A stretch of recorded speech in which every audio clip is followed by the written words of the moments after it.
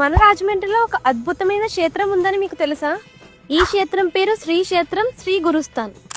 ఈ క్షేత్రంలోకి ప్రవేశించగానే విశాల ప్రాంగణం, ప్రశాంత వాతావరణం, ముఖద్వారం మీద దశావతారాలతో అలంకరించిన అద్భుత శిల్పకళ, రెండు ఆలయాలకి మధ్యలో ఉన్న సుమారు 200 కేజీల పెద్ద గంట కనిపిస్తుంది. ఈ ఆలయంలో చూస్తే ముందుగా బాలగణపతి, కాలభైరవ స్వామి, జయదుర్గ పరమేశ్వరి అమ్మవారు ఇంకా బాబావారిని దర్శించుకోవచ్చు. ఇక్కడ కాలభైరవ స్వామి లింగ రూపంలో దర్శనమిస్తారు. శివుడికి ఉన్న 19 అవతారాలలో ఇది ఒకటి.